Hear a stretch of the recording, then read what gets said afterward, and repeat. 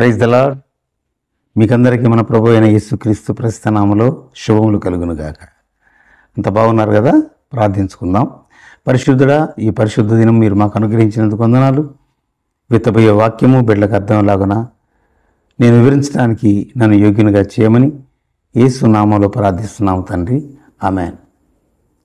ఈ దినపు వాక్య భాగము నిర్గమకాండము 17వ అధ్యాయము 8వ వచనం నుంచి మనం చదువుకుందాం.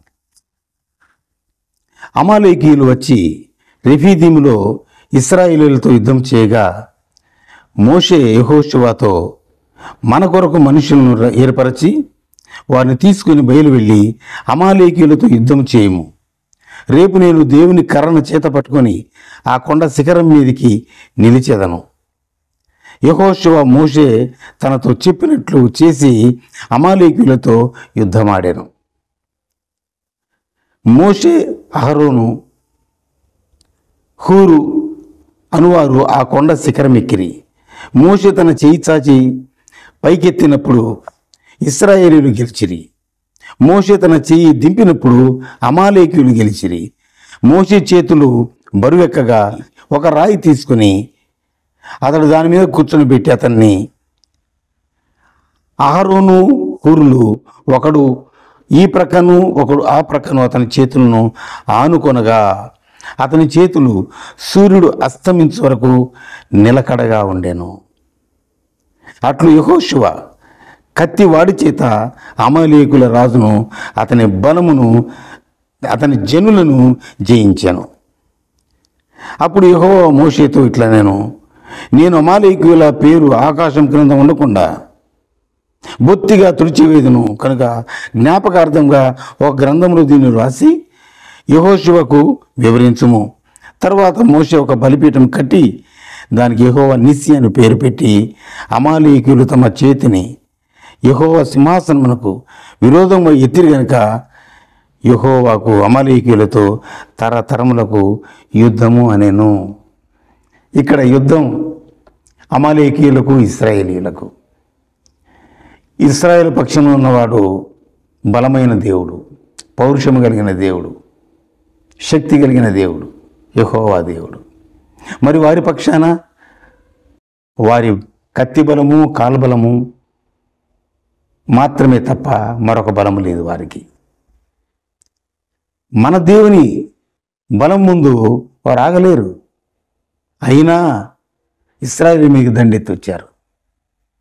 ఇశ్రాయేలు పక్షాన మోషే ఒక ప్రార్థన వీరుడిగా కొండెక్కి ప్రార్థన చేయడం ప్రారంభించాడు. మోషే మాట చొప్పున నమ్మకస్తులైనటువంటి యెహోషువ యుద్ధానికి దిగాడు. మోషేతో ఉన్నటువంటి అహరోను, హూరులు మోషే ప్రార్థించేటప్పుడు ఆయన చేతులు ఎత్తి పట్టుకున్నారు. అలా ఎత్తి పట్టుకున్నప్పుడల్లా జయము ఇశ్రాయేలీయులదే.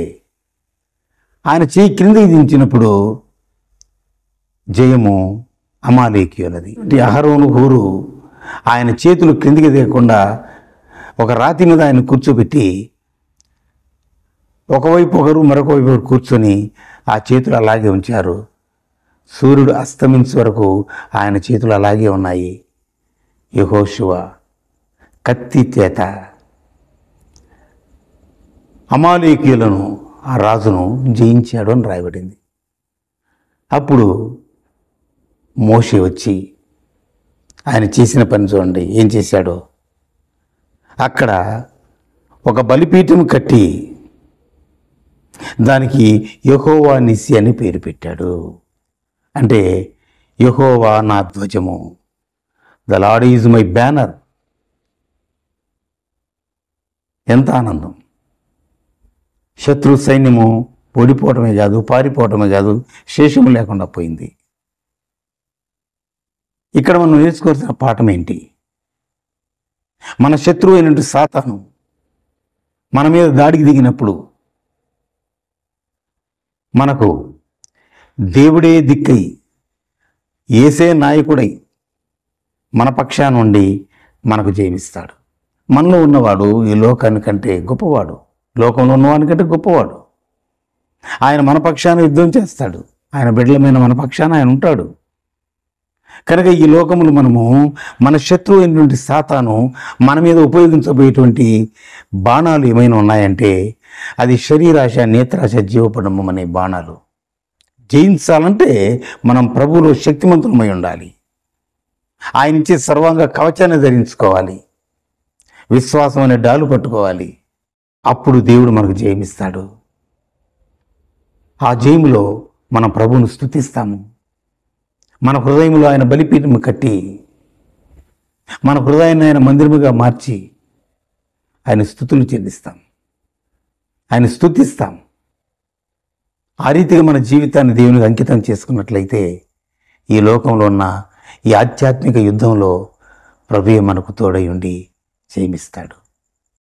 అట్టి కృప మనందరికీ దేవుడు దయచేసి